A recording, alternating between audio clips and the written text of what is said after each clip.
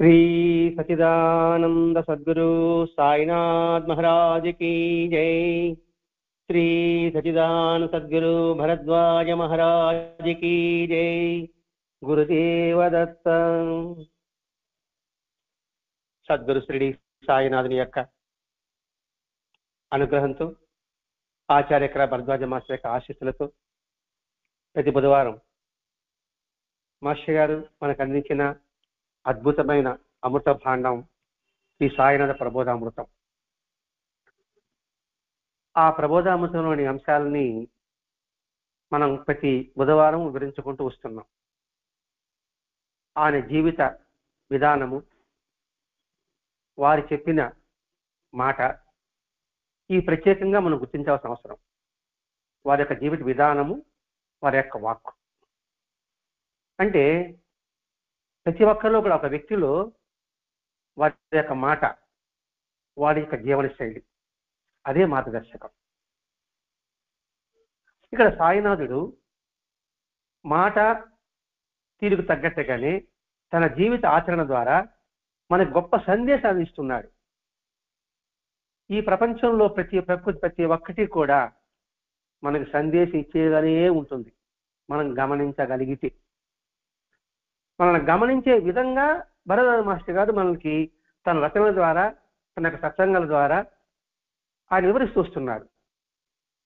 ఎందుకు గమనించాలి అంటే, ఇక్కడ మనిషి చేసే ఒక చిన్న పొరపాటు ఏంటంటే, మన గురించి మనం తెలుసుకోకపోవడం, పట్టించుకోకపోవడం. కూడా ఇతరుల గురించే తెలుసుకుంటున్నాం, ఇతరుల గురించి మనం పట్టించుకుంటున్నాం. అంటే అది పెద్ద అవరోధం. మన గురించి మనం పట్టించుకోకపోవడం అదొక అవరోధము, అదొక విడ్డూరం కూడా. అలాగే సమాజం పట్ల, అలాగే కుటుంబం పట్ల, ప్రకృతి పట్ల అవగాహన లేదు. ఆ అవగాహన తెప్పించడం కోసమే భగవంతుడు మహనీయుల రూపంలో అవతరించి ఆలోచించండి, అవగాహన పెంచుకోండి అని చెప్పడమే వాడి ఉద్దేశం. దేని గురించి ఆలోచించాలి, దేని పట్ల అవగాహన కలిగి ఉండాలి. నీ గురించి నీకు ఆలోచన ఉండాలి, నీ గురించి నువ్వు అవగాహన ఉండాలి. ఇక్కడ నేను అంటే మనం సపరేటు అనే భావం ఉంటుంది, శరీరం అనే భావం సపరేట్గా ఉంటుంది. సపరేట్ అనే భావం నుంచి అనంతంలోకి లైన్ కావాలి. దానికి నిదర్శనంగానే మహాత్ముల యొక్క వాక్కు, మహాత్ముల యొక్క మాటలు. ముందు చెప్పడం, వారి జీవిత విధానము, వారి యొక్క మాటే మనకి దిక్సూచి, మార్గదర్శి అని చెప్పుకుంటూ వస్తున్నాం. ఇక్కడ బాబా చెప్పి జీవితంలో ఆయన పెట్టిన పలుకు తేనె పలుకులు. ఎందుకు తేనెతోనే మనం దాన్ని పోల్చుకుంటున్నాం? తేనెటీగ అంటే తొమ్మిద తేనెని గ్రహించి తేనె చుట్టులో భద్రపరిచి ఎంతగా అది తీవ్రంగా కృషి చేస్తుంది, ఆ తేనె ఎంత మధురంగా ఉంటుంది. కాబట్టి వారి యొక్క పలుకులు కూడా వారు ఎంతో కృషి చేశారు. ఎవరు? మహాత్ములు. ఊరికే మహాత్ముల యొక్క ఆ శక్తి ఎలా వస్తుందండి? ఎంత తీవ్రంగా సాధన చేస్తే తప్ప వారి యొక్క మాట, వారి యొక్క జీవిత విధానం అందరికీ మార్గదర్శనం కాదు. అందుకని వారు సాధనతో సాధించిన, అనుభూతి చెందిన ఆ వాకుకి గొప్ప ప్రభావం ఉంటుంది. అందుకని తేనెతో మనం పోల్చాల్సి వస్తుంది. ఇక్కడ బాబా యొక్క మాట అది ముత్యాల మూట అనుకోవాలి, మనం అందుకోగలగాలి. ఇక్కడ ముత్యాల మాటతో ఎందుకు పోల్చుకున్నాం అని ప్రతి ఒక్కరండి ఏదో బంగారు బాట, ముత్యాల మూట, ఏదో ఒకటి మాట వరుసగా చెప్పుకోవడం కాదు. ముత్యాల మూట, ముత్యము ఎక్కడి నుంచి వస్తుంది, ఎలా తయారవుతుంది? ఒక వర్షపు చిలికే కదా. ఒక చినుకు, ఆలు చిప్ప ఎప్పుడెప్పుడు దానిలో పడుతుందా అని ఎదురు చూస్తూ ఉంటుంది. అలా పడినప్పుడు వెంటనే మూసుకుంటుంది. నీటి చొక్కే అద్భుతమైన ముత్యంగా తయారవుతుంది. ఇక్కడ బాబా వాక్, ఇక్కడ బాబా గురించి చెప్పుకుంటున్నామని బాబా వాక్ అనుకుంటున్నామండి. ఇక్కడ భగవంతుని వాక్ అని పెట్టుకుంటాం, లేదా కృష్ణుడు వాక్కు, లేదా రాముడు వాక్కు, లేదా యేసుక్రీస్తు వాక్కు, లేదా ప్రవక్త వాక్కు, మహాత్ముల వాక్కు, ప్రతి ఒక్కడు కూడా ముత్యాల మూటే. ఎందుకనంటే అందరి మహాత్ములు ఏ తత్వం అయితే ఉందో బాబాలో అటువంటి తత్వమే ఉంది. గుర్తించగలిగితే, గుర్తించలేకపోతే ఆయన వేషం గుర్తొస్తుంది మనకి. ఆ వర్షపు చినుకు పడగానే వెంటనే మూసుకుంటుంది, ఆ లోపలే ఆ నీటి చొక్కే అద్భుతమైన ముత్యంగా మారుతుంది. ఇప్పుడు బాబా యొక్క వాక్కు మాటని మనం ఆలోచింపలాగెప్పుడు దాన్ని ఎప్పుడైతే గ్రహించగలిగితే, గ్రహించి దాన్ని మననం చేయగలిగితే, ఆ మననం చేసి దాని మీద ధ్యాస ఉంచగలిగితే మన జీవితం కూడా ముత్యంలాగా తయారవుతుంది. వర్షపు నీరు నీటిలో నేల మీద పడుతుంది, ఎంతసేపు ఉంటుంది? నీటిలో పడుతుంది, ఎంతసేపు ఉంటుంది?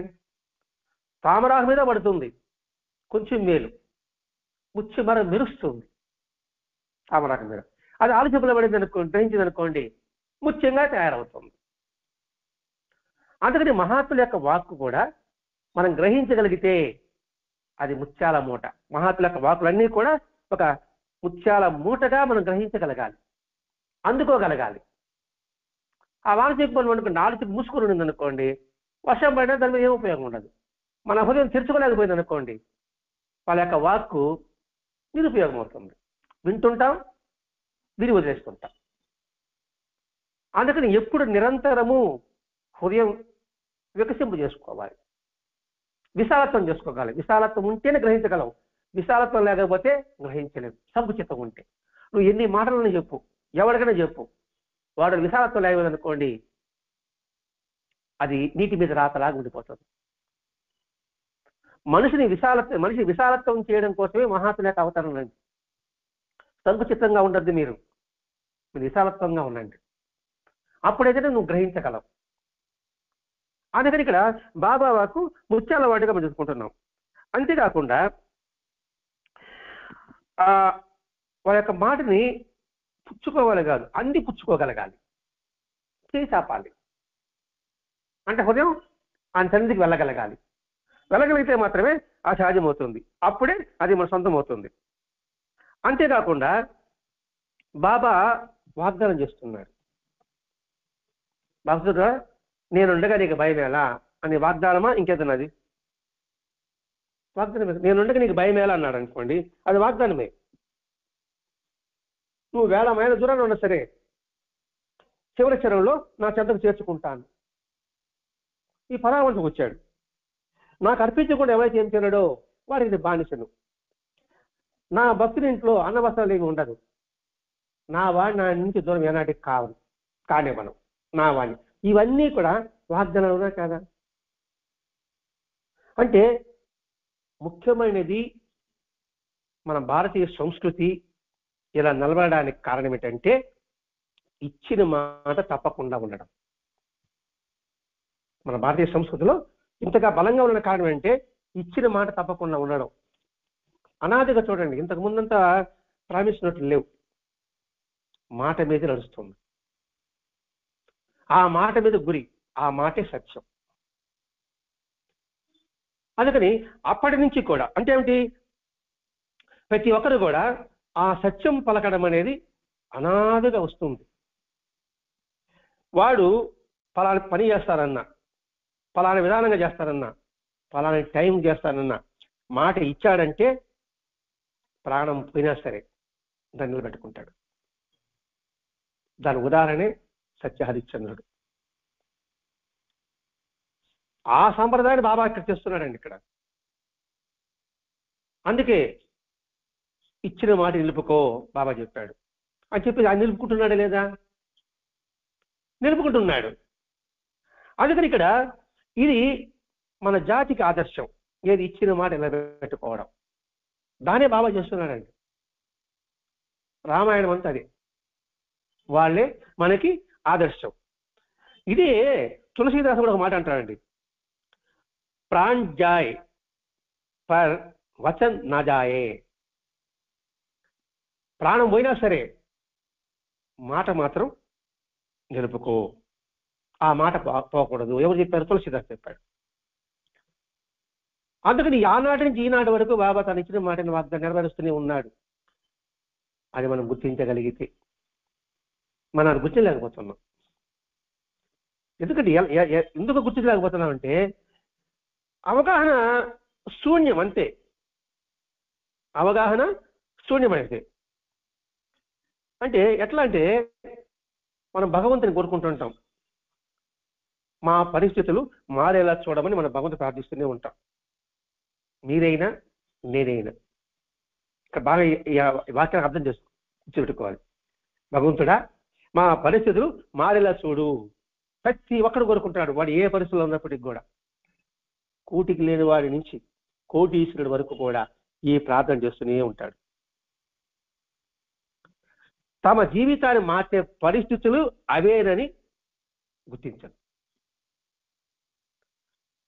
అర్థం చేసుకోవాలి. ఇక్కడ మన జీవితాన్ని మార్చేది అవేనని, మార్చే పరిస్థితులు అవేనని గుర్తించడం లేదు.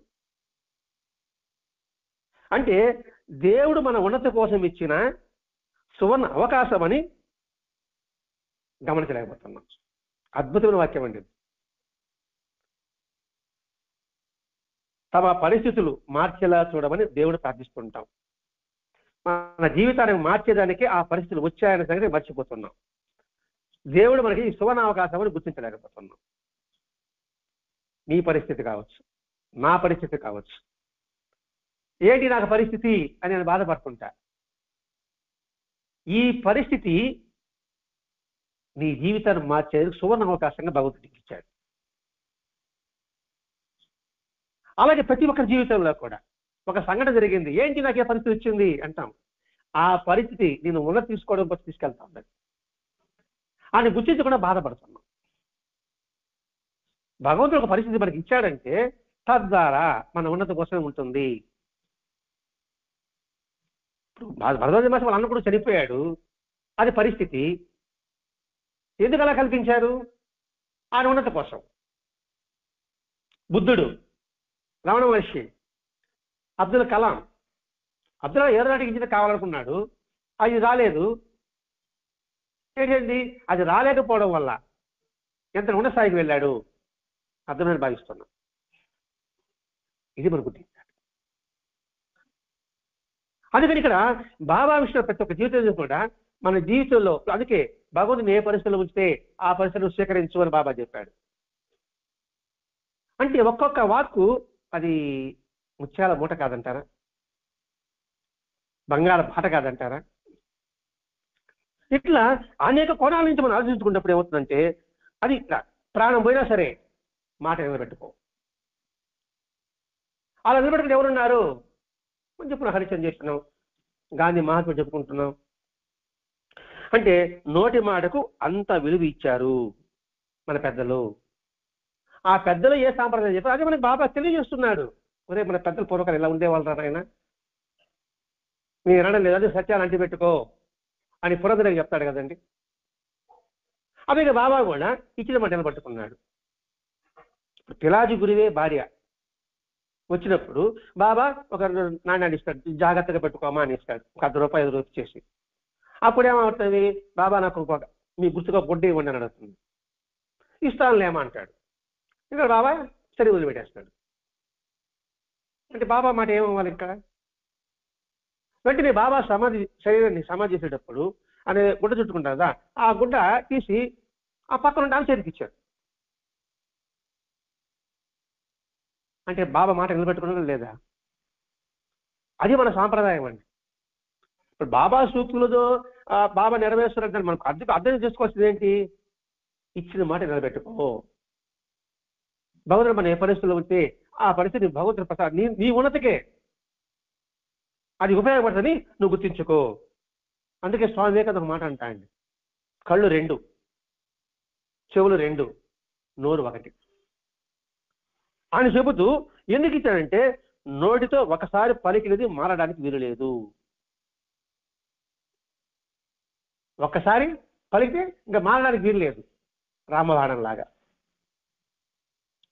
రాముడు ఒకే మాట ఒకే బాణం అంటారు. అందుకని ఒకే నోరు ఇచ్చాడు. 2 నోరులు అనుకోండి, ఇటో మాట్లాడుతూ ఉంటాం కదా, అది ఒక వరుస అర్థం ఏంటి? ఒక నోరు నీకు ఇచ్చాడు, నీ ఒక మాట అనేది అది మారకూడదు. ఇప్పుడు ఇలాంటి ప్రామిస్ నోట్లు వచ్చిందండి, బ్రిటిష్ ప్రభుత్వం మనకి ఇచ్చింది కాబట్టి ఆ ప్రామిస్ నోట్లు ఈ కోట్లుగా వచ్చినాయి, వాళ్ళు అందించింది. అంతకుముందు ఇవి లేవు. వాళ్ళు వచ్చే మనలో మనస్పర్ధలు ఏర్పరిచింది. అంతకుముందు మనిషికి ఎంత ఆప్యాయత, ఎంత తోడు, ఇచ్చిపుచ్చుకోవడం, ఆనందం అవి ఉండేది. అలా ఉంటే వాళ్ళ పప్పులు ఉడకవు కాబట్టి బ్రిటిష్ వారు మీ దగ్గర మీ మాట, నా దగ్గర ఒక మాట. అదే కదా ఇప్పుడు కుటుంబంలో సమాధానం ఎలా జరుగుతుంది. మన ఇద్దరికి ఒకే స్నేహితుడే మనం అనుకుంటున్నాం. స్నేహితుడు కాదు, మిత్రుడు అని చెప్పాలి. స్నేహితుడు అంటే హితం కోరేవాడు. మిత్రుడు అంటే సమానఫలంగా ఉండేవాడు, ఇష్టం ఉంటే ఉండేవాడు, పోయేవాడు. వాడు అక్కడ వాడేం చేస్తాడు, మన ఇద్దరు కలిసి ఉన్నాం అనుకోండి, మనం విడగొట్టాలంటే ఏం చేస్తాడు, కలిసి ఉంటే వాడి మాట మనం వినం. అందుకని మీ దగ్గర మీ మాట చెప్తాడు, నా దగ్గర నా మాట చెప్తాడు. మీ గురించి నా దగ్గర చెప్తాడు, నా గురించి మీ గురించి చెప్తాడు. అంటే బ్రిటిష్ వారసత్వం అలా వచ్చేసింది. ఇప్పుడు స్వామి దగ్గర చెప్పిన మాట మనం గమనించాలి కదండి. 2 చెవులు, 2 కళ్ళు, 1 నోరు అంటే అర్థం ఏంటి? ఈ మాట చెప్పాడు. అది ఏమన్నాడు, కొంత చెప్తారు బాగా విను, బాగా చూడు, మితంగా మాట్లాడు. అది 1 నోరు ఇచ్చాడు. 2 నోరు ఇస్తే గలగల మాట్లాడతాం కదా. అంటే మహాత్ముల యొక్క వాక్కులు అన్నీ కొంచెం పరిస్థితే మనకు అర్థమయ్యేది ఇదేనండి. అంటే ఏంటి, సత్యం అనే పునాది మీదే సమాజం నిర్మించబడాలి. సత్యం అనే మాట మీదే సమాజం నిర్మించబడాలి. అందుకే భరద్వాజ మాస్టర్ గారు భూలోక వైకుంఠ ముగ్గ కాక అంటాడండి. ఈ సాయితత్వంలో మనం సాయినాథ గ్రంథంలో ఉపద్ఘాతాలతో భూలోక వైకుంఠ ముగ్గ కాక అంటే ఆ విధంగా మనం కృషి చేయగలగాలి, వాడి శక్తిని అనుసరించి అనే విషయాన్ని ఇక్కడ బాబా సూక్తుల ద్వారా మనకి స్పష్టంగా మనకి ఇక్కడ అర్థమవుతుందండి.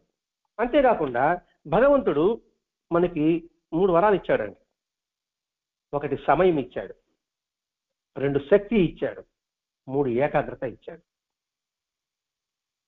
ఈ 3 ఇచ్చాడు, దీన్ని సద్వినియోగం చేసుకో. ప్రతి ఒక్కరికి సమయం ఇచ్చాడు, ఆ సమయాన్ని నువ్వు ఏ విధంగా చేస్తున్నావు, నువ్వు అనుకునే సాధించడానికి నీ శక్తి ఇచ్చాడు, ఏకాగ్రత ఇచ్చాడు. మరి ఈ 3 ద్వారా మానవుడు కూడా మహనీయుడు కాగలిగాడా లేదా, గొప్ప గొప్ప శాస్త్రజ్ఞులు కాగలిగాడా లేదా? ఈ 3 ప్రతి ఒక్కరిలో ఉంది. మరి మన సమయాన్ని ఏ విధంగా చేసుకుంటున్నాం? ఇది బాబా జీవిత విధానం గురించి వివరించుకుంటున్నామండి. బాబా మాటకి ఇంకా రాలా మనం. ఇంకా సమయాన్ని బాబా ఏ విధంగా ఉపయోగించుకున్నాడు? బాబా మహాత్ములందరూ కూడా దానికి తగ్గట్టు కృషి చేశారా లేదా, తన శక్తిని అంతా వినియోగించారా లేదా, కాన్సన్ట్రేషన్ పెట్టారా లేదా? ఏ పని నెరవేరాలన్నా, ఏ పనిలో ఉత్తీర్ణులు కావాలన్నా, ఎవరైనా ఉన్నతస్థాయికి వెళ్ళగలగాలన్నా ఈ 3 ఉపయోగించాల్సిందే. మరి ఇది భగవంతుడు ఇచ్చిన వరం కాదంటారా? ఆ వరాన్ని సాయినాథుడు నిరంతరము ఒక్క క్షణమైన వృధా చేశాడా? అందుకే అప్పానే కన్నడ సాధు విచార సాగరం అనే గ్రంథాన్ని విహెచ్ ఠాగూర్కి ఇస్తే బాబా చెప్పిన మాట, శక్తి అంతా కృషి చేస్తే కానీ నువ్వు గమనించారని. అందుకని ఇక్కడ శక్తి అనే పదం వాడాడు. ఇక్కడ అంటే భగవంతుడు మనకిచ్చిన అవకాశాన్ని మహాత్ముల జీవిత విధానంలో నువ్వు గ్రహించి దాన్ని నువ్వు సాధకం చేసుకో. దేనిని? మన జీవితాన్ని. ఇప్పుడు సూక్తిలో ప్రవేశిస్తున్నాం.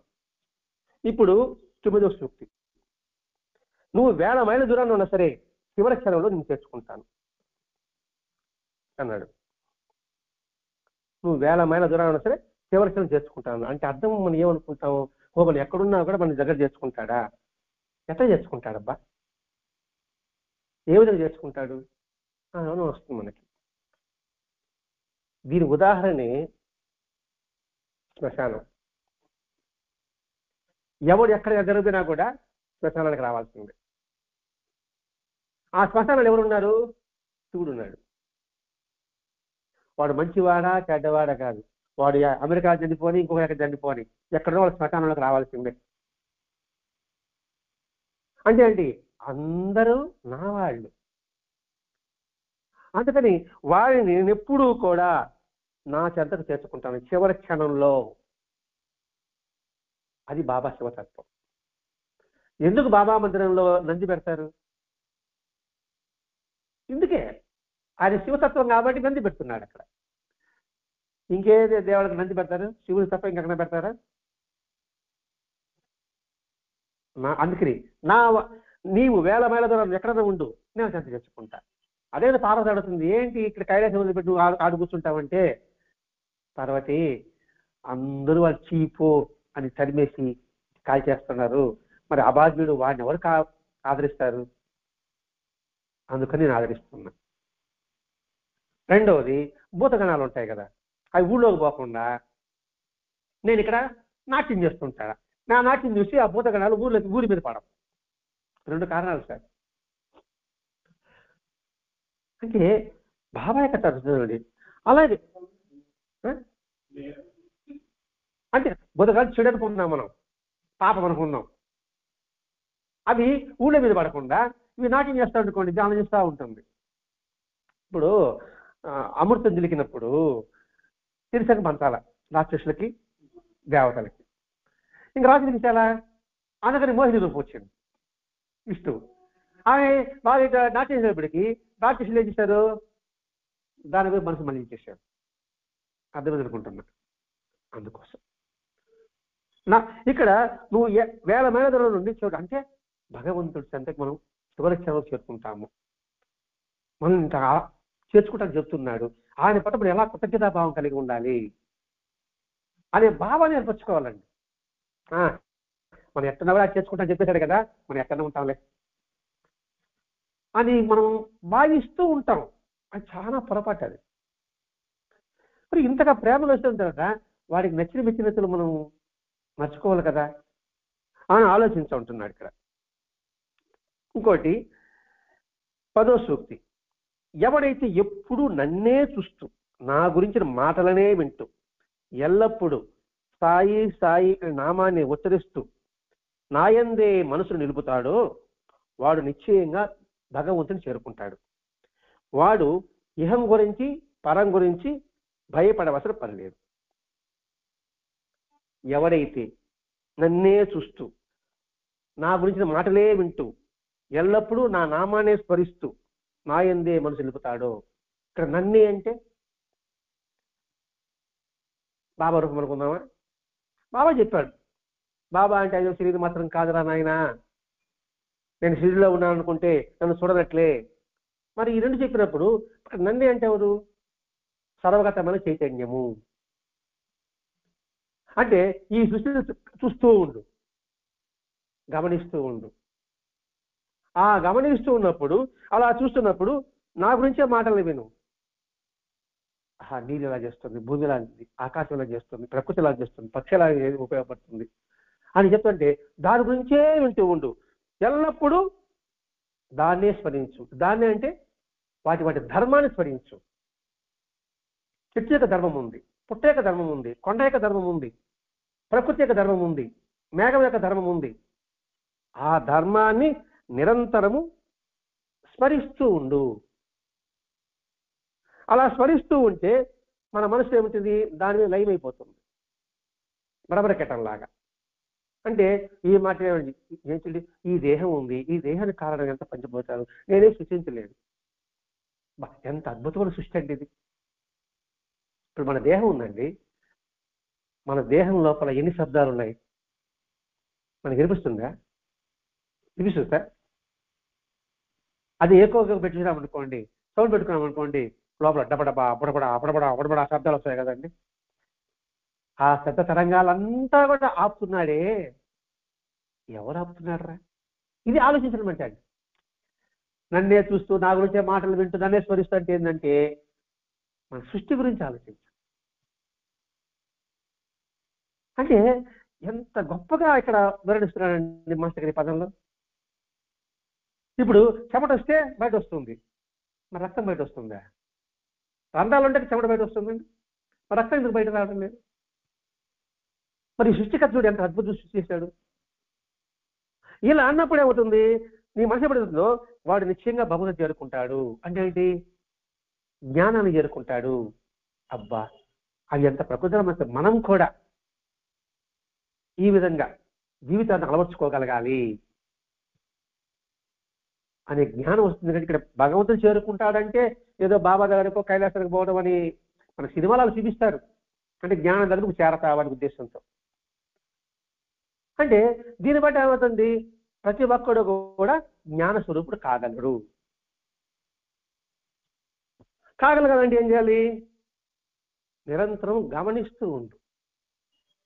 వ్యక్తులను గమనించు, పరిస్థితులను గమనించు, వస్తువులను గమనించు, ఈ ప్రకృతి అంతా గమనిస్తుండు, దాన్ని చింతన చేస్తూ ఉండు. ఇప్పుడు మంచినే చింతన చేస్తుంటే మంచి భావాలు పుట్టాయి కదండి. ఇప్పుడు ఒక చెట్టుని చూసావు, ఒక నదిని చూసావు, నది పారుతూనే ఉంటుంది, కొండలు కోన అన్ని దాటినప్పటికీ కూడా ఆగుతుందేమన్నా, తన గమ్యం చేరుతుందో చేరదా? మరి నువ్వెందుకు ఆట కొట్టొస్తుంది, ఎందుకు ఆగిపోవాలనుకుంటావు నువ్వు? అదే ఇప్పుడు చెప్పుకున్నాం, భగవంతుడా మా పరిస్థితులు మార్చు అని భగవంతుని కోరుకుంటున్నాం. నీ ఈతను మార్చడానికి ఆ పరిస్థితులు నీ దగ్గరకు వచ్చాయి. అది ఎలా వస్తుంది? ముడి బంగారాన్ని అయ్యో కొలువులో పడేస్తున్నారే వీడు అనుకుంటట, కొలువులో పడేస్తే నువ్వు సువర్ణంగా తయారవుతావు. అందుకని ఆ పరిస్థితి నీకు ఇచ్చాడు భగవంతుడు అని మనం ఎందుకు భావించుకోకూడదు? ఇది స్మరించడం అంటే అంటే స్మరిస్తూ ఉన్నప్పుడే వాళ్ళు నేనుగా మారిపోతారు అన్నాడు ఇక్కడ. అంటే ఏంటి? నువ్వే జ్ఞాన స్వరూపుడైపోతావు. అయిన తర్వాత నువ్వు ఇహం గురించి పరం గురించి నువ్వు భయపడనక్కర్లేదు. అంటే ఈ లౌకికంగా కానీ పారమార్థ్యంగా కానీ భయపడాల్సిన అవసరం లేదు. అంటే ప్రజెంట్లో కావచ్చు, భవిష్యత్తులో కావచ్చు, నీకేం భయం లేదు. ఇప్పుడు నువ్వు ధర్మం నివర్తిస్తున్నావు కాబట్టి, నువ్వు మాట నిలబడ్డావు కాబట్టి, నువ్వు ఇక్కడ ఉన్నా నీకు మంచి పేరు, ఇక నీ వెళ్ళిపోయినా నీకు మంచి పేరు. ఇప్పుడు పరపతి అంటారు కదా సార్, పరపతి ఎట్లా వస్తుంది? మాట నిలబడితే పరపతి వస్తుంది. వాళ్ళ డబ్బు లేకపోవచ్చు, మంది మరమం లేకపోవచ్చు, అవునా కదా? ఆలోచించండి. ఇక్కడ పరపతి అంటే అది ఎట్లా? నాలో మంచి ఉంటే పరపతి వస్తుంది, గుర్తింపు వస్తుంది. ఎలా వస్తుందండి? అబ్బా పోయారు రావటం, అయ్యో పోయారు అంటాం. కాబట్టి ఇక్కడ ఏంటి? నువ్వు సత్యం మీద నిలబడు, మాట మీద నిలబడు. నిలబడాలంటే ఏమిటి? ఈ ప్రకృతిని చూసుకున్నాం అనుకోండి, ఆహా ఈ విధంగా ఒక్కసారైనా మనం కూడా ఈ విధంగా ఉంటామరా అని అనిపించదండి చూస్తూనే ఉంటే. అందుకు మాస్టర్ గారు నేను సత్సంగంలోనే ఉండండి. ఒక్కసారి కాదు, అలా వినగా సత్సంగం, చెప్పగా సత్సంగం. ఇప్పుడు నేను చెప్పనుకోండి, చెప్తాను అనుకోండి, ఇందులో ఉండి నాశించకపోవచ్చు, కానీ చెప్పగా ఏంట్రా ఇంతగా చెప్తున్నానే, నేను ఒకటెలకు ఆశిస్తే కదా అని నాకు అనిపించదా? అలా వింటూ ఉంటే ఇంత కంటెంట్ చెప్తున్నాడు, వాళ్ళకి మహా చెప్తున్నాడు కదా, మనం మన పరిధిలో కొంతనా కొంత చేసుకున్నాను దాన్ని ఆచరిస్తామని భావం వినేవాళ్ళ కలగదా? వింటూనే ఉంటేనే, వినిపించుకుంటేనే అది కూడా. అందుకని వాడు ఇహం గురించి కానీ పరం గురించి కానీ భయపడాల్సిన అవసరం లేదు. ఇదే కదా భగవద్గీతలో కృష్ణ భగవాన్ చెప్పాడు, ఆనందశంతి ఎంతో అమామం, ఎవడైతే ఆనందశంతం చేస్తాడో వాడు యోగక్షేమాన్ని చూస్తానని చెప్పాడు కదా. అదే బాబా చెప్తున్నాడు. ఇంకా బాబా ఏం చెప్పాడు?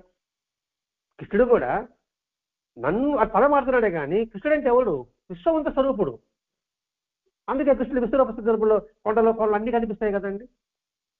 ఆ విధంగా ఎవడైతే అనన్య చింతన చేస్తాడో, అనన్య అంటే నేననే భావం లేకుండా అంతా ఒకటే అనే భావన ఎవడైతే కలిగి ఉంటాడో వాడి యొక్క యోగక్షేమాలు అంటే ఇహంలో పరంలోను నేనే చూసుకుంటాను కృష్ణుడు చెప్పినట్టుగానే ఇక్కడ బాబా చెప్పాడు. ఇహపరాల గురించి నువ్వు భయపడాల్సిన అవసరం లేదు. అంటే ఇక్కడ ఈ వాక్యాలన్నీ కూడా మనం ఒక ముత్యాలన్నీ కురిస్తే ఒక పెద్ద అద్భుతమైన ముత్యాల మాలగా తయారైనట్టుగా ఒక్కొక్క సూక్తిది మనం మనసు అనే ధారణ ఎక్కించుకుంటూ రావాలండి. అలా ఎక్కించుకుంటూ వచ్చినప్పుడే అద్భుతమైన మాలగా తయారవుతుంది. పూలు ఉన్నాయి, రకరకాల పూలు ఉంటాయి, అన్ని రకాలు ఉంటాయి. అది మాలగా కడితే, పూలుగా ఉంటే ఏదో సువాసనగా ఉంటుంది, అదే మాల కడితే అందంగా ఉంటుంది. అలాగే మహాత్ముల యొక్క వాక్కులన్నీ కూడా అలా కూర్చుకోగలిగితే అద్భుతమైన మాలగా వస్తుంది. ఆ మాల కంఠధారణ వేసుకుంటే చిరస్థాయిగా అలా గుర్తుంటుంది. ఎందుకు మాల వేసుకోవడం? గుర్తుకోసమే, నిరంతరం గుర్తింపు కోసంగా. 11వ సూక్తి, నాకు అర్పించకుండా ఎవడైతే ఏమీ తినడో వాడికి నేను బానిసను అని చెప్పాడు. ఎవరైనా సరే నాకు అర్పించకుండా తినడో వాడికి నేను బానిసను, సరెండర్. ఏమిటి ఇందులోని భావం అంటే ఏంటి? నా చిన్ని బొజ్జ నాకు శ్రీరామ రక్ష అనేది ఇప్పుడు జీవితం ఉంది. నా చిన్ని బుజ్జకు నేనే శ్రీరామ రక్ష అంటే నేను ఒక్కడే బాగుంటే చాలు అనుకుంటాం. మిగతా వాళ్ళు బాగుంటేనే నువ్వు బాగుంటావు. బాగా పాడుకోవాలి ఇక్కడ. ఇవి ఎవ్వరు ఉండకూడదు, నేను ఒక్కడే ఉండాలనుకున్నాను అనుకోండి, నేను ప్రశాంతంగా ఉండగలంటారా? నా బుద్ధి శ్రీరామరక్ష ఉంటుందంటారా? అంటే ఇక్కడ లోతుగా పరిశీలించు. ఇతరులు బాగుంటే నువ్వు బాగుంటావు. ఉదాహరణ నీకు, ఏ మనిషి అయినా సమాజంలో సంబంధం లేకుండా తానొక్కడే జీవించగలుగుతాడా? ఏ మనిషి అయినా సమాజంతో సంబంధం లేకుండా ఒక్కడే జీవించగలుగుతాడా? నా ఇంటి నిండా డబ్బు బంగారం ఉన్నాయండి, నాకు ఎవరితో పని లేదండి, నేను జీవించగలనా? జీవిస్తాను. డబ్బు అంటే అన్నం దొరుకుతుంది. అన్నం రావాలంటే, బియ్యం రావాలంటే, వడ్డు రావాలంటే ఎవరు చేయాలా? వాడి రైతరే లేకపోతే నీ నోట్లకు ముద్దపోతుందా? డబ్బు తింటావా? ఏమన్నా బంగారు తింటావా? మన సంబంధం ఉందా లేదా? ఎవరి సంబంధం ఉండగలం? ఎవరి సంబంధం లేదు కదా ఉండగలం మనం. ఆ వాక్యాన్ని మనం గుర్తుపెట్టుకుంటే, నాకు అర్పించకుండా అంటే ఏంటి? సమాజానికి హితోదంగా నువ్వు ఉపయోగపడకపోతే నీ జీవితం నిరర్ధకం. కాబట్టి ఇక్కడ మనమే గుర్తుపెట్టుకోవాలి, వేరెవరికో ఆపద వస్తే వారికి వచ్చిందిలే అని అనుకోబాక, నీకు కూడా వచ్చినట్లే అని భావించు. ఇక్కడ ఎందుకుంటున్నావు? అర్పించుకుని ఎవడైచ్చాడో వాడికి నేను బానిసను అన్నాడు. అంటే ఏంటి? సమాజంలో ఇటువంటి కష్టాన్ని చూస్తూ ఊరుకోకు, నీతిగా భావించు. ఇదే మాట నీకు ఇతరులు ఏం చేయాలనుకుంటావో అది ఇతరులకు నువ్వు చెయ్యి అని యేసు చెప్పాడు. మహాభారతం ఏం చెప్పాడు? పరహితం పుణ్యం, పరపీడనం పాపం అని చెప్పాడు. ఈ మాట ఎవరు చెప్పాడు? ఏ మాట? ఏ మనిషి అయినా సమాజంలో సంబంధం లేకుండా తానొక్కడే జీవించలేడు, కాబట్టి వేరెవరికో ఆపద వస్తే వారికి వచ్చిందిలే అనుకోకు, నీకు కూడా వచ్చినట్లే అని జాన్ డోన్ అనే మహాకవి చెప్పాడు.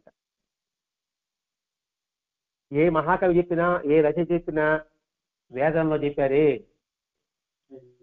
ఆ పరహితం పుణ్యం పరపీడన పాపం, అదే ఈ మాటకు అర్థం కూడా. బైబిల్లో చెప్పారే ఇతరుడికి ఏం చేయాలనుకుంటావో అదే ఇతరులకు నువ్వు చెయ్యి, ఏ ఇతరుడికి చేయకూడదు అనుకుంటావో అతనికి నువ్వు చేయవద్దు. అందులో మాట ఈ జాన్ డోన్ చెప్పిన మాట కూడా అదే. కొత్త పదాలు ఎవరు సృష్టించారు? కాకపోతే పదాలు మార్పు ఉంటుంది అంతే. భాషా యాస వేరుగా ఉంటుంది, కానీ భావం మాత్రం ఒకటేగా ఉంటుంది. ఇక్కడ నాకు అర్పించకుండా ఎవడైతే చెప్తున్నాడో అంటే ఏంటి? సమాజాన్ని మర్చిపోబా, వాడిని నేను బానిసను. ఇప్పుడు మీరు నాకు సహాయం చేశారు అన్నప్పుడు నేను మీకు ఎలా ఉంటాను? గుర్తుపెట్టుకోను. ఇక్కడ నేనంటే ఎవరు? నాలో ఉన్న పరమాత్మ స్వరూపం. అప్పుడు మీకు ఏ కష్టం వచ్చినా నేను పరిగిస్తా, అది గుర్తుపెట్టుకో అని చెప్పడం బాగా ఉద్దేశం.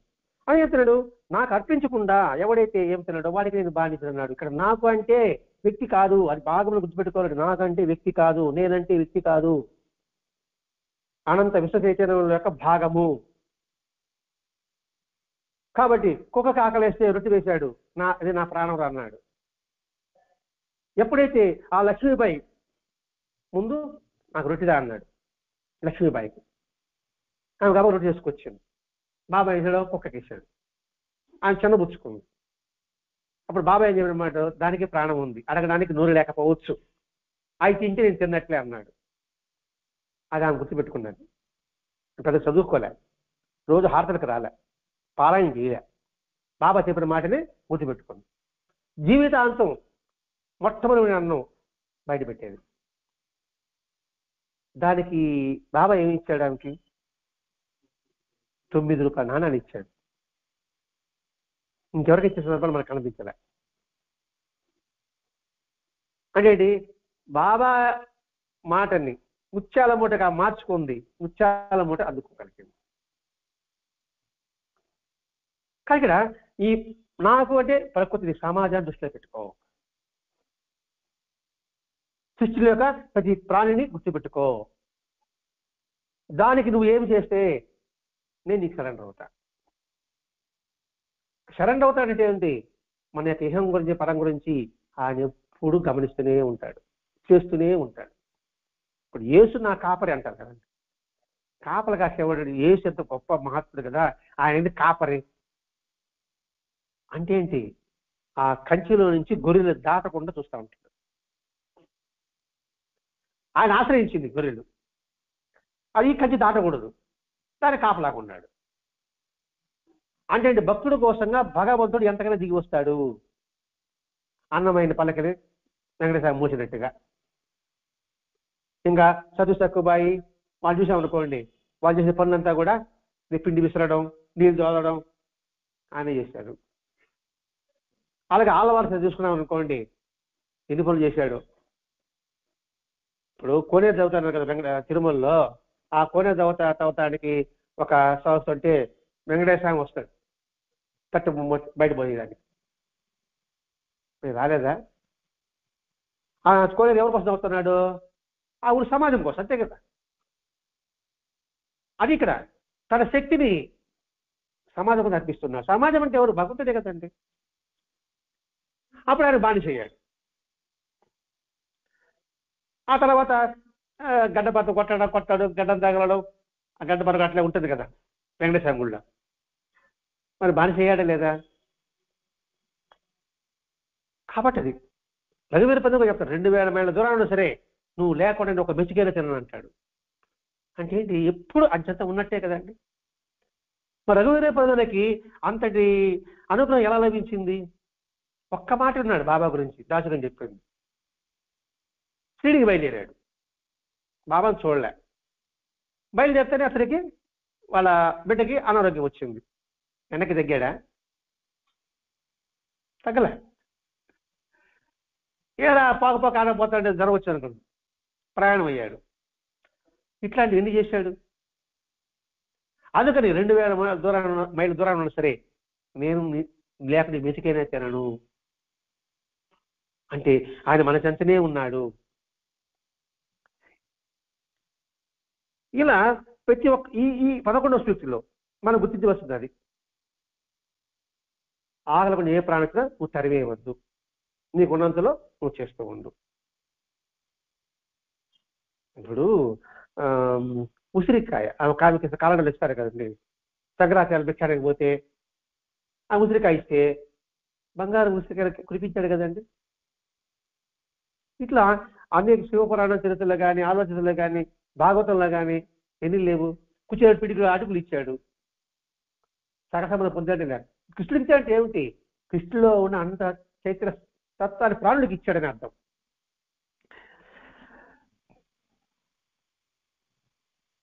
నా భక్తుల ఇంట్లో అన్నవస్త్రాలు ఏమి ఉండదు, నా బిడ్డలు పస్తులు ఎలా ఉండనిస్తాను. ఇది 12ది. నా భక్తుని ఇంట్లో. ఇక్కడ భక్తుడు అంటే ఎవరు అనుకోనండి, ఎప్పుడు చేసి హృదయ కాదు, వంగడం, లొంగడం, కట్టుబడి ఉండడం, సర్వసమర్పణ చేయడం, ఈ 4 ఉన్నవాడు భక్తుడు. అటువంటి వాళ్ళ ఇంట్లో అన్నవస్త్రాలు ఏమి ఉండదు, నా బిడ్డలు పస్తులు ఎలా ఉండనిస్తాను. ఎవరైనా ఉన్నారంటే మనం చూస్తే ఉంటారు. నువ్వు కళ్ళు మూసుకుని ఎవరికి లేరు అనుకుంటే, నాకు జరగలేదు కాబట్టి అది జరగదు అనుకుంటే ఎలా ఉంటుంది? పరిశీలించు, ఆలోచించు, అన్వేషించు, అప్పుడు నీకు అవగాహన వస్తుంది. అయితే ఎలా వస్తుంది? దీని ఉదాహరణ మనకి గురుస్థితిలో వస్తుందండి. తమ్మపాలు వాళ్ళు నిరంతరం కూడా ఉచిత దిగి చేసుకుని భిక్షం పెట్టేవాళ్ళు. ఒకరోజు వాళ్ళ భర్త బయటపోయాడు, ఆ తమ్మపాదుగా పెరిగిచ్చాడు, అది పెట్టాడు. మరి వాళ్ళకి సంపద రాలేదా? అలాగే గొడ్డి పరి పాలు ఇవ్వడం అంటే ఇక్కడ ఏంటి మనం గమనించవలసింది అంటే, వారు ఎవరైతే విశ్వసిస్తారో వారికి అన్నవస్త్రాల లోటు ఉండదు అని చెబుతూ వాళ్ళ పస్తులు ఎలా ఉండనిస్తాను. ఇది ఒక భాగవతంలో కొన్ని కోకొలలు ఉంటాయండి. భక్త ప్రహ్లాదే అందులో ఉదాహరణ చెప్పుకోవచ్చు అని మన సినిమాలో చూసాం. అన్నం పెట్టుకుని ఆకలిగా ఉంటే మహావిష్ణువే వాళ్ళ అమ్మ రూపంలో వచ్చి అన్నం తినిపిస్తాడు కదండి. మీరు సినిమా చూసింటే మీకు అర్థం. మరి వాళ్ళకి ఇచ్చినప్పుడు మనకెందుకు జరగదు? ఈ ఒక్క వాక్యం పెట్టుకున్నాడు భరద్వాజ మహర్షి గారు. ఈ వాక్యం నిజంగా నిజమవుతుందా అని పని చేసుకుని శ్రీలో వినప్పుడు తన డబ్బంతా ఉండి లేచి పారేసాడు. చూద్దాం ఎలా చేస్తాడు అని అసలు వెంటనే ఎవడో రావడం, అన్నం పెట్టడం, తీసేసి ఇవి జరిగిపోయింది. మరి పస్తుంచాడా? రఘువీరపతిని అన్నం తినకపోతేనే అయ్యో నా పేగులకు అల్లాడిపోతుందరా మరి అన్నాడే. మరి రఘువీరపతిని అన్నం తినకపోతే బాబాకి ఏం నష్టం? ఆ ఒక సూక్తి చూడండి ఇక్కడ. అంతేకాకుండా రామాయణం చూసుకోండి, భారతంలో చూసుకోండి. భారతంలో వాళ్ళు అరణ్యంలో ఉన్నారు, వాళ్ళకి ఆహారం కావాలంటే భరద్వాజ మహర్షి ఎవరు పెట్టారు కదండి. రామాయణంలో అలా జరిగింది కదా. ఇప్పుడు బైబిల్లో 2 రొట్టెలు 7 చేపలు, అలా కొన్ని వేల మంది జనం ఉన్నారు. మరి వాళ్ళకందరికైనా పస్తుంచాడా? మరి కొన్ని వేల మందికి పెట్టాడా లేదా? అలాగే సిద్ధార్థ స్వామి చరిత్రలో కావచ్చు, వెంకటస్వామి చరిత్రలో కావచ్చు, వచ్చినాడు ఎవరు ఫస్ట్ వస్తారు అసలు? వెంకటస్వామి నిత్యానందం జరగడానికి కారణం ఏంటంటే వెంకటస్వామి ఉన్నప్పుడే, అప్పుడే వెంకటస్వామి జరిగినప్పుడు ఏదో ఒక అన్నం దీనికి వస్తారు, పచ్చిమిరకాయ పచ్చడి ఉంటుంది, అతను చేస్తారు తులసేవ, అంతే, ఇంకేముండదు. ఆ పచ్చిమిరకాయ పచ్చడి కలుపుకుంటారు, దీని మధ్య నీళ్ళు ఉంటే కలుపుతుంది గారు. ఏది వెంకటేశ్వర ఉన్నప్పుడు సంగతి చెప్తున్నా. అప్పుడు ఇంత వంటలు అంటే ఏం లేవు కదా. అదే పరమాన్నం. వచ్చిన వాడు తృప్తిగా భోజనం చేసి వెళ్ళాలి. మరి ఏ మహాత్ముడైనా చూసుకోండి, ప్రతి ఒక్క మహాత్ముడి విషయంలో ఇలా జరిగింది. ఎవరిని పస్తులు మాత్రం అనుకుంటాడు. మన జీవితంలో మనకే తెలుస్తుందండి. మనం ఎంత కష్టకాలం ఉన్నప్పటికీ కూడా ఎవడో ఏదో రూపంలో వచ్చి మనకు సహాయం మనం అందిపుచ్చుకుంటున్నామా లేదా? మన పస్తుంచాడేమన్నా? మరి మన వరకే చూసుకుందాం. మన జీవితంలో మీకు కష్టాలు వచ్చి ఉంటుంది, నాకు కష్టాలు వచ్చి ఉంటుంది, మిగతా అందరూ కష్టాలు వచ్చి ఉంటుంది. ఏది ఆర్థికంగా కూడా కావచ్చు కావచ్చు. అటువంటిప్పుడు ఎవరో రూపంలో వాళ్ళు ఆదుకున్నాడా లేదా? ఆ భగవంతుడు మీరు ఏ పైన పెట్టుకోండి, మీరు రాముడిని పెట్టుకున్నారో, చంగారామని పెట్టుకుంటారో, లేదా సుబ్రహ్మణ్యాన్ని పెట్టుకుంటారో, వినాయకుని పెట్టుకున్నారు, వాళ్ళ ఇష్టం. అందుకని నా అంటే మనం గుర్తుపెట్టుకోవాల్సింది వ్యక్తి కాదు, రూపం కాదు. అలాగే ఇక పెరిగి పురాణం చూసామనుకోండి, కొన్ని కోకొలడు మన శివలేవ సినిమా చూసామనుకోండి, వాళ్ళని ఆ భక్తులకి ఎంత కష్టంలో ఉన్నప్పటికీ వాళ్ళని పస్తులుంచకుండా ఎన్ని సందర్భాల్లో, ఎన్ని నెలల్లో ఆ శివలేలలో మనకి ఆడ కనిపిస్తూ ఉంటుందండి. అందుకని ఇక్కడ పద్ముడు సూక్తి, నా వాణ్ణి నా నుంచి దూరం ఏనాటికి కానివ్వను అన్నాడు. నా వాణ్ణి నా నుంచి దూరం ఏనాటికి కానివ్వను. ఇవన్నీ ఇక ముత్యాలే అండి. ఒక్కొక్క వర్షపు చినుకు ఎవడు అందిపుచ్చుకుంటే వాడు ముత్యంగా తయారవుతున్నాడు. నా వాణ్ణి నా నుంచి దూరం ఏనాటికి కానివ్వను. దానికి రామదాసు తీసుకుందాం, అన్నమయ్య తీసుకుందాం. మరి ఎక్కడ వాళ్ళు దూరం కానిచ్చాడా? తను లయం చేసుకున్నాడా లేదా? నా వాణ్ణి నా నుంచి దూరం ఏనాటికి కానివ్వను అంటే ఏమిటి? దగ్గర ఉంచుకున్నట్టే కదండి. మన సినిమా చూసినప్పుడు అన్నమయ్య శ్రీనులు పెడతానే ఆ జ్యోతి వెంకటేశ్వర లయమైందా లేదా? అలాగే రామదాసు, అలాగే తుకారాము, అలాగే మేగుడు నా నిజమైన భక్తుడు అని బాబా చెప్పాడా లేదా? ఎక్కడో నానాసాహెబ్ దప్పికతో ఉంటే నానా సావనున్నాడని సావనిస్తానా అని ఒక బిల్లుడి రూపంలో వచ్చి నీళ్ళు అందించాడా లేదా?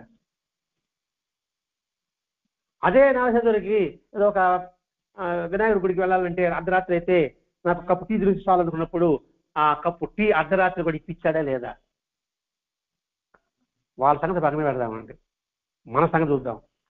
మనం ఏ తీర్థయాత్రకు వెళ్ళినా, కురుపురంకి వెళ్ళాం, గుర్తుందో లేదు, మనం వెళ్ళాం, దాదాపు 60 మంది వెళ్ళాం. 60 మంది వెళ్ళాం, మన సత్సంగం వాళ్ళు వెళ్ళాం అంటే 2 సంవత్సరాల ముందర అనుకుంటున్నా. కురుపురం వెళ్ళిన తర్వాత వంటలు తీసుకెళ్ళాం, పడవ దాటి వచ్చేసాం, రాత్రి అయిపోయింది. వాడు వంటలు తయారు చేసాడు. అక్కడ రావడానికి రాత్రిలో పడవ వేయలే వాడికి. ఇక్కడ పూజారులు ఇంతమంది మీ అన్నం పెట్టలేమన్నారు, ఇంతమంది మీ అన్నం పెట్టలేమన్నారు. 60 ఏట పెడతారు సార్, సరే అన్నారు. సరే మనకు వస్తాక మన భీమా మనకి వస్తాక అని అనుకున్నాం. ఉన్నటువంటి పూజారి వచ్చి 2 ప్రసాదం తీసుకుపోతారు అన్నాడు. ముందు మాకు పెట్టమని చెప్పావు కదా అని మళ్ళీ ఎందుకురా మాకు బ్రహ్మ అన్నం వస్తుంది సార్ నేను రామని చెప్పారు, అందరూ చెప్పారు అన్నమాట. మళ్ళీ వచ్చి పిలిచాడు, తీసుకుపోతారు అనేసి. 2 సార్లు పిలిచినప్పుడు మనకి మాస్టర్ చెప్పున్నాడు కదా అని చెప్పి ప్రసాదం తీసుకుందాము అని అందరం పోయినాం. ఆడ పోతే మన ఇసుక టకారంలో ఇప్పుడు కొత్తగా పెద్దగా వస్తుంది సార్ ఆ మాట అనమాట. ఇసుక పాత చిన్నదిగా ఉండేది, పెద్దగా ప్లాస్టిక్ వస్తాడు కదా అంత లోతుగా, దాంట్లో పెట్టుకున్నాడు పొంగలి, ఆవకాయ వరకే పక్కన పెట్టుకున్నాడు. దాన్ని చూస్తే ఇంతమంది యాడ్ సరిపోతుందా అని అనుకున్నాం మేమంతా కూడా. ఆ తర్వాత కొద్దిగా పెట్టుకున్న కొంతమంది అందరికి కావాలనేసి పెడుతూనే ఉన్నాడు సార్. అయిపోయింది, మళ్ళా పెట్టాడు. మరి అందులో ఎట్ట ఊరిందో చెద్దలు పోయలేదు, ఆ గుండంలో నుంచే పెడతానే ఉన్నాడు. కొంచెం అది వస్తుంది కదా తింటాం లేదా కొంచెం తీసుకున్నారు వాళ్ళు, అది రాలే. ఉదయాన్ని కాస్త పోయేప్పటికి దెబ్బలు పోసారనుకోండి.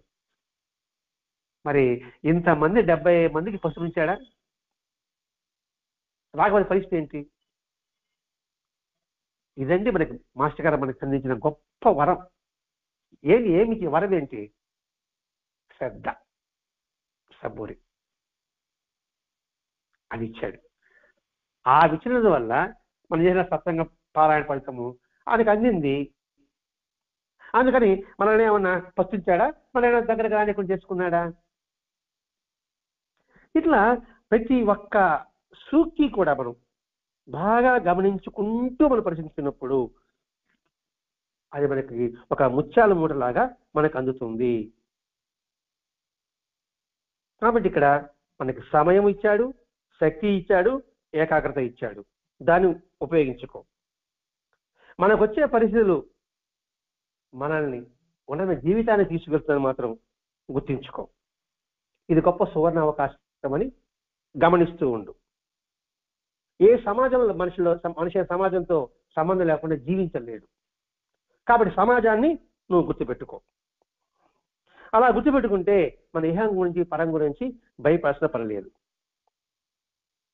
మనం ఎంత దూరం ఉన్నా సరే మనని చివరి క్షణంలో మన చెడ్డం చేర్చుకుంటాడు. ఇప్పుడు ఈ 4 ఈ వర్షపు చుక్కలని 6 చిప్పని మన హృదయాన్ని వికసింపజేసుకొని ఆ వర్షపు నీటి చుక్కని మనం గ్రహించి దాన్ని నిరంతరం మననం చేసుకుంటే ముత్యాలలాగా మనము తయారు కాగలము. కాబట్టి ఆ ముత్యానికి కారణమైన బాబా యొక్క వాక్కుని, బాబా యొక్క మాటని అందిపుచ్చుకో. అలా అందిపుచ్చుకోగలిగితే మన జీవితం సువర్ణమయమవుతుంది. సువర్ణం అంటే బంగారమయం, బంగారం అంటే వన్నీ తెల్లగవుతుంది, అందరినీ ఆకర్షింపజేస్తుంది, అందరినీ కూడా ధరింపజేస్తుంది. మీ యొక్క మార్గదర్శకం నన్ను ధరింపజేస్తుంది. మీ యొక్క బంగారు ఆభరణం నేను ధరిస్తున్నాను, నన్ను చూసి గో ధరిస్తుంటారు. ఇట్లా ఆ ధర్మం అంటే ధరించినది అని అర్థం అండి. ఆ ధర్మ మార్గాన్ని బాబా యొక్క వాక్కు ద్వారా మనం అందుకోగలిగితే, ఆ ముత్యాల మూటని అందుకోగలిగితే మన జీవితం ముత్యాల హారంలాగా తయారవుతుంది అనేదే ఈరోజు భరద్వాజ మహర్షి గారు మనకి ఈ సూచి ద్వారా మనకు అందించిన గొప్ప ఆభరణం, గొప్ప సువర్ణ అవకాశం. ఆ అవకాశాన్ని అందిపుచ్చుకుందాం, అందిపుచ్చుకొని ఆనందిద్దాం, అందరికీ అందిస్తాం. స్వస్తి. శ్రీ సచిదానంద సద్గురు సాయినాథ్ మహారాజ్ की जय. श्री सचिदानंद सद्गुरु भरद्वाज महाराज की जय. गुरुदेव दत्त.